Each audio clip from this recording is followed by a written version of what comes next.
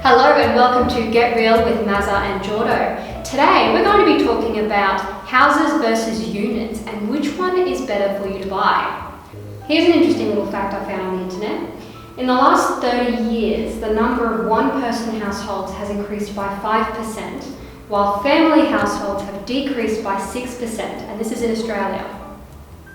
And we've seen a shift over the last couple of decades in regards to people wanting to live closer to the city, and it's more affordable in a unit generally to live closer to the city, whereas 20, 30, 40 years ago there was more of a likelihood of wanting to live out in the suburbs and having a big backyard.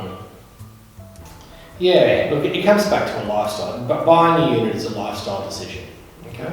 If you don't want the yard and you don't want the responsibility of having a property to maintain, a unit is a fantastic option. It's something that we talk about quite often, is whether a unit is the best thing for a purchaser or a house, and it can often depend on affordability and your lifestyle choices. Very much so. You'll find it's generally each end of the spectrum. Somebody coming into the market generally does so by buying a unit first, or the other end of the market where they want to downsize from the family home and want to go travelling and don't want the responsibility of a house, and a unit's a great option.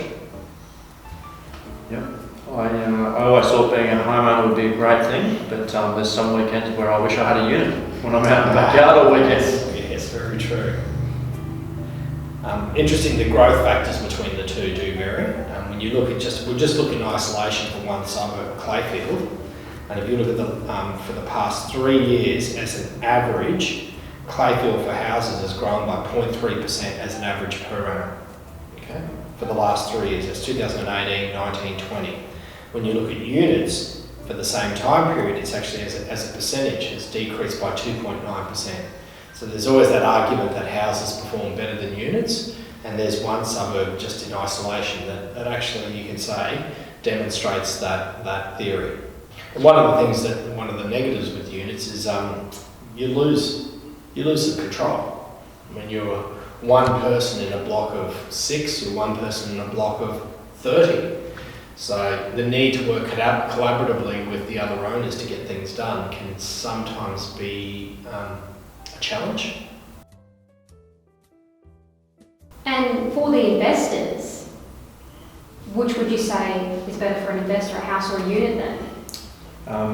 And if you're looking at yield, then units typically offer a better percentage, so you put in less money and get more money out of it with the rent, but you've also got to consider the outgoings, whereas a house possibly looking at getting better capital growth but not as much rent for the amount of investment you have to put into it.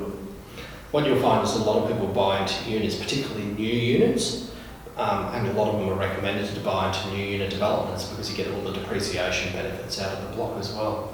So you're finding a lot of investors buy new, they hold it for generally 5 to 6 years, depreciate the value of that asset, and then what you'll find, they'll sell that and then enter into another investment. And they seem to be strategies that are quite commonly recommended by accountants. So there you have it, Mazza and Jordo's opinion on whether you should buy a house or a unit. But if you're still unsure, just give them a call and they'd be happy to discuss your personal situation with you. And as always, see you next time. See you next time. See you then.